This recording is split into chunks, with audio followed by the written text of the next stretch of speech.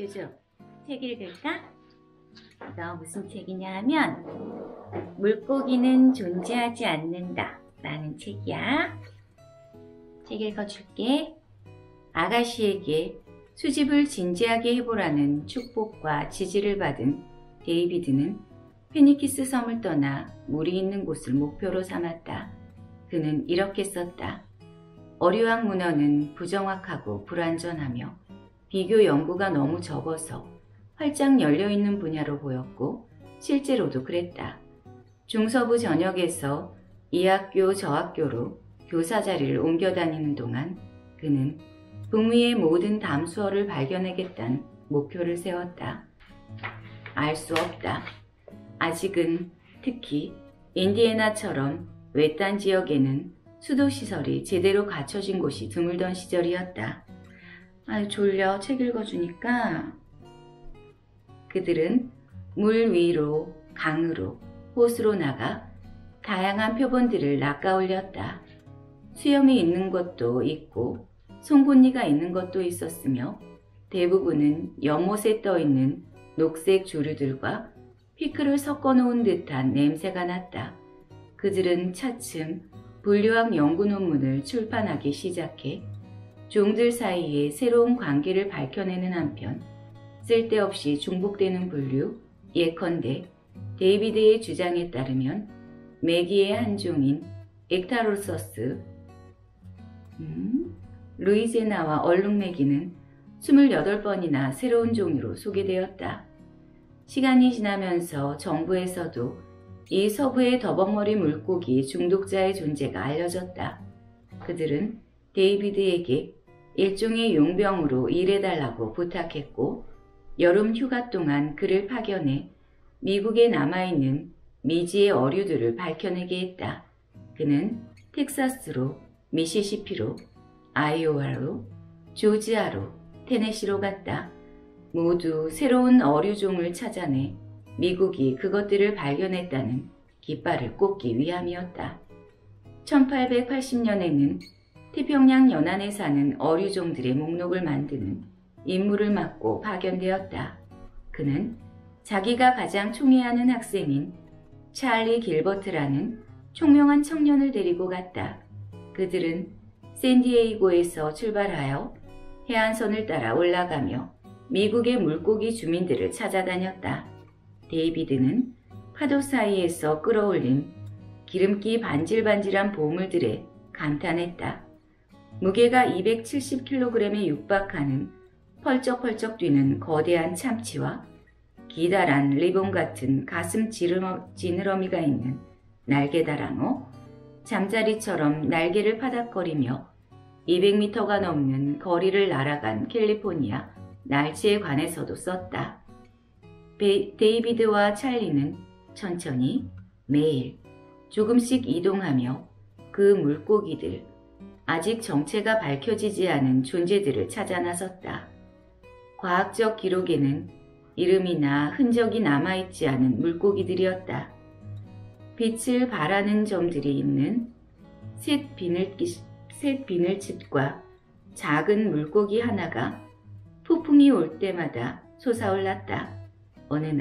어느 날개 다랑어의 뱃속에는 민대구 한 마리가 발견됐고 이 민대구의 뱃속에서는 무지갯빛 비닐을 지닌 작은 물고기 하나가 발견됐다.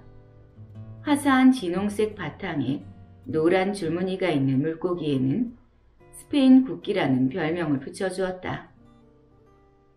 그들은 여러 달 동안 그 일을 계속했다. 크리스마스 샌디에이고에서 보내고 음력설은 센타 바버라에서 보냈다. 3월에는 몬터레이 반도를 샅샅이 뒤지고 있었다. 그런데 데이비드가 아무리 어류에 집중하려 노력해도 그의 눈은 계속 식물종으로 향했다. 지나는 길에 보이는 나무들의 학명에 쿠프레수스 마크로카르파,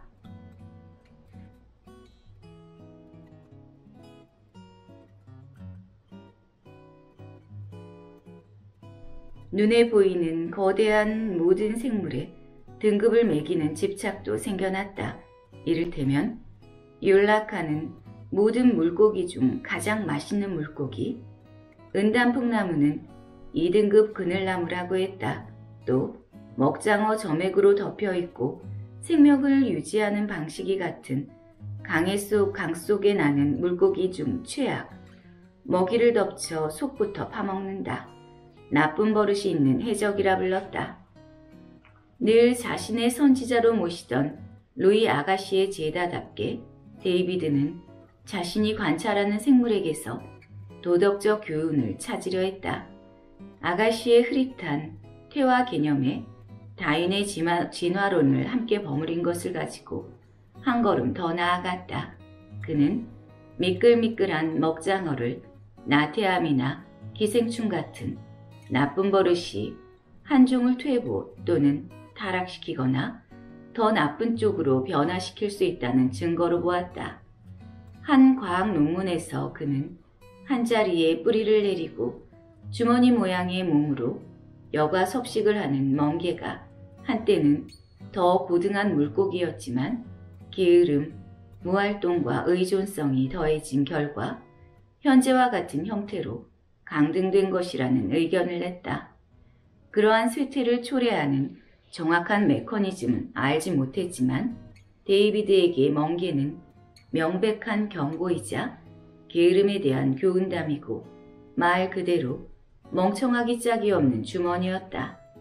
찰리와 함께 해안을 훑으며 다니는 동안 데이비드는 노련한 낚시꾼들이 먹이를 잡는 방법을 연구했다. 잘 자네. 계속 읽어. 조조. 샌디에이고에서 촘촘한 그물로 엄청난 양의 다양한 생물을 훑어올리는 중국인 어부들.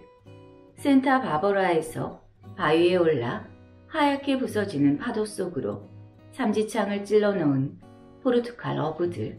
그리고 너무 부드럽게도 정확하게 물속으로 돌진하는 갈매기와 펠리컨까지. 그는 자기가 채택할 수 있는 방법은 채택하고 채택할 수 없는 것은 훔쳤다. 중국인 수산시장을 찾아 아직 과학에 알려지지 않은 생물들을 쓸어왔고 새와 상어의 배를 갈라 자신의 손에 잡히지 않은 생물들을 찾아냈다. 데이비드와 찰리는 이 출장에서만 80만 가지가 넘는 새로운 어류종의 이름을 붙였다. 생명의 나무에서 80개의 새로운 가지가 베일을 벗었다. 의지가 서린 노력에 의해 그들의 혀에서 흘러나온 라틴어 단어들에 의해 80개의 새로운 종이 이제 막 세상에 드러났다.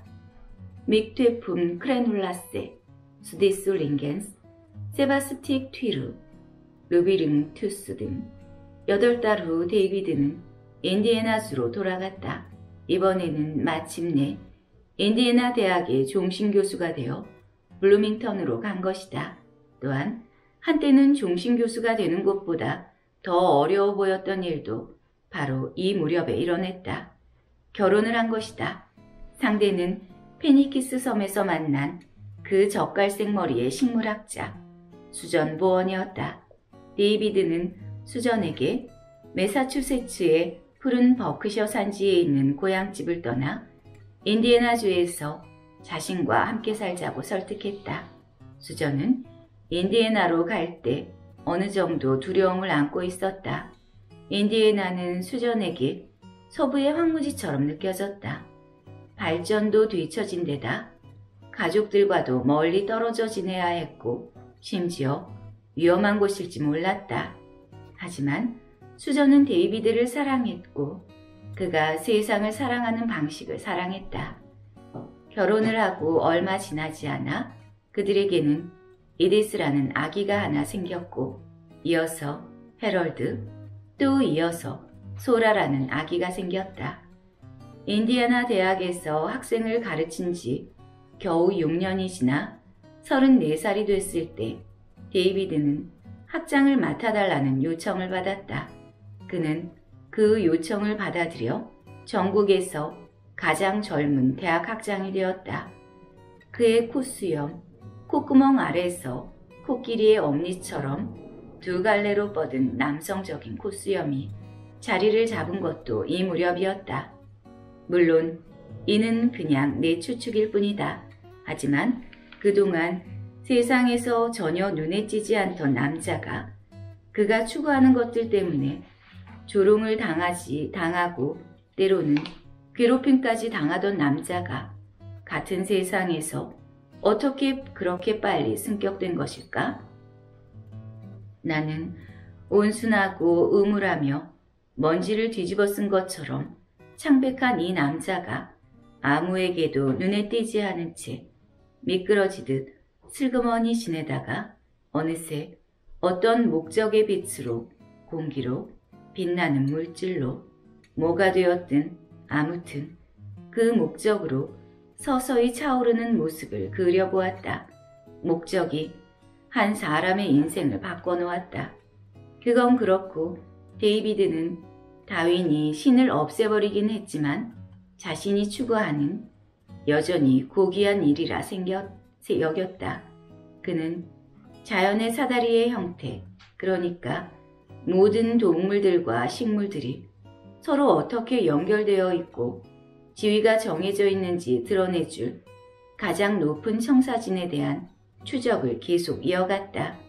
다만 이제는 그 질서를 만드는 것이 신이 아니라 시간이라고 믿는 점만 다를 뿐이었다.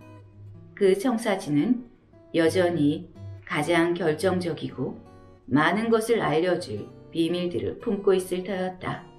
데이비드는 물고기의 해부학적 구조를 상세히 들여다보는 것은 우리의 진짜 창조 이야기, 인간을 만드는데 어떤 생명의 실험들이 필요한지를 알아내기 위한 일이라 생각했다.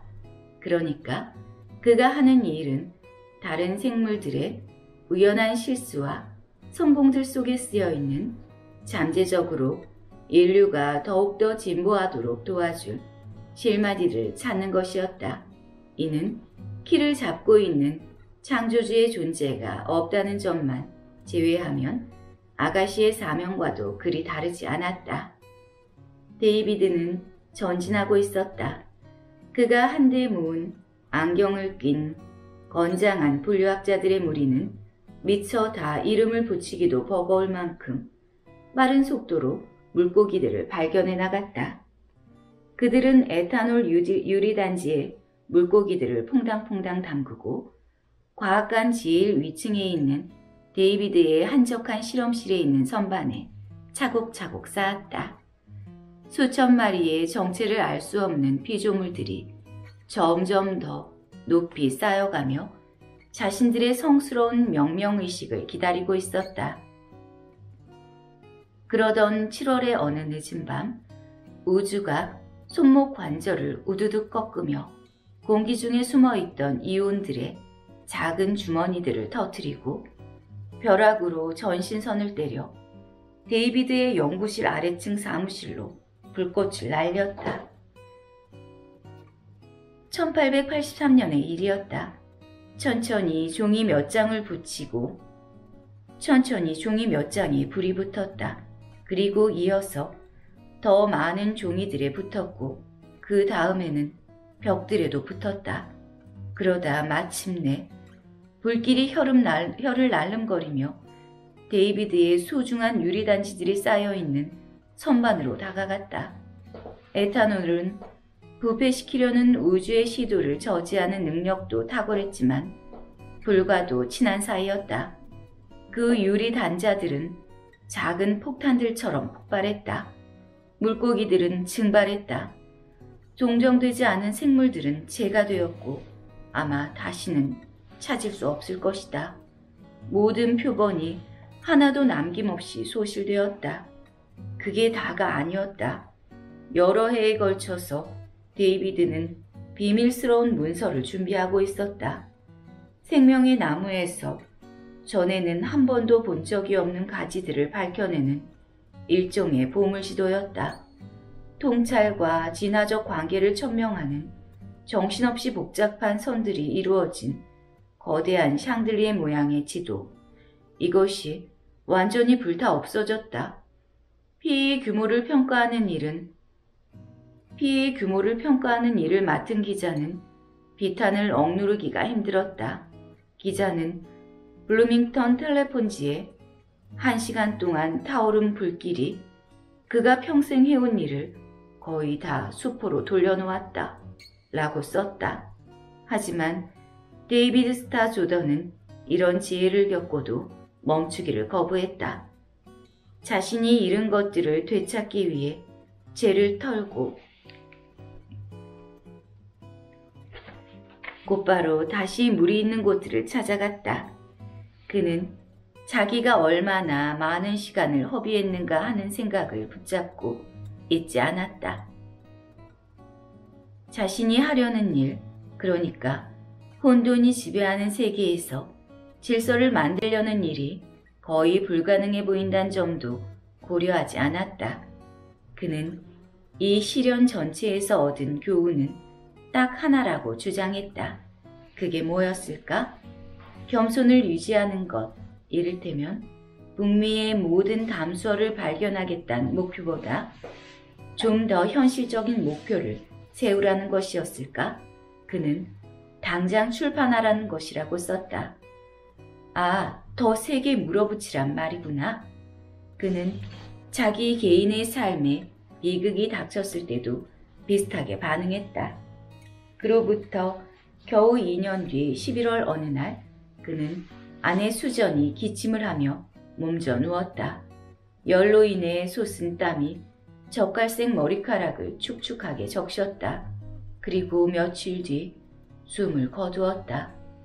그들의 딸 이디스의 설명에 따르면 시골 의사들이 치료하지 못한 폐렴에 살해당한 것이었다. 이번에도 데이비드는 신속하게 움직였다. 그는 수전의 관위에 들이올 호화로운 국화장식을 주문했다. 또한 유창한 추도사를 통해 아내와 공유했던 분류학에 대한 사랑과 바닷물이 그 속에 포함된 미세한 동물들 때문에 별처럼 반짝이던 페니키스 해변에서 함께한 밤 산책을 추억했다. 어쩌면 그는 수전도 이런 추도사를 바랐을 거라고. 수전의 죽음은 질서를 찾으려는 그들의 가치 있는 사명 중에 맞이한 불행한 피해였다고 확신했을지 모른다. 그런 다음에는 물고기들을 잃었을 때와 마찬가지로 이번에도 자신이 잃은 것을 되찾기 위해 미국의 황야로 다시 나갔다. 수전이 죽은 지 2년이 채 지나지 않아 그는 새 아내를 얻었다.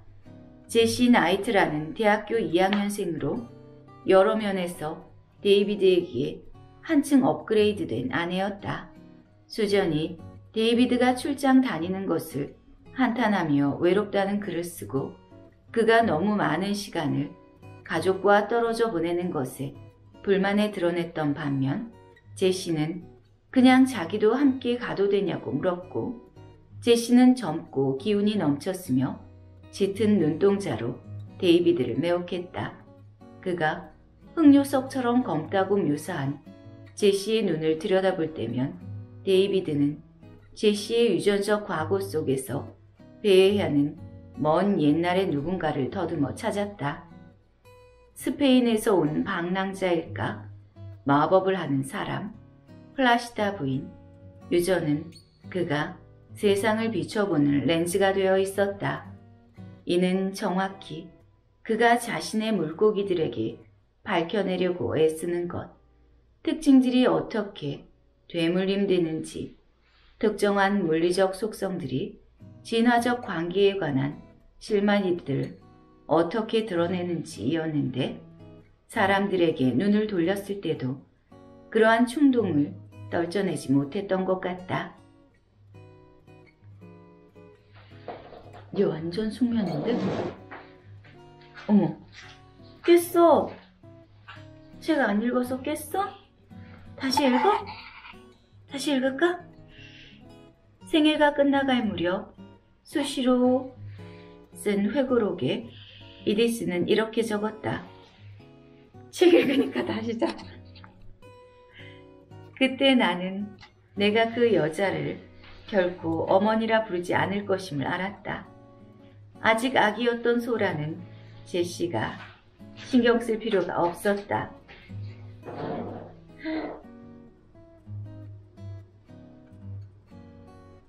이제 그만 읽을까? 조조?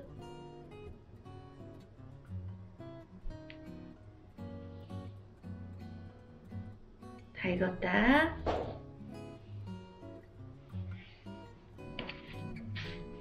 이제 혼자 읽을게 나.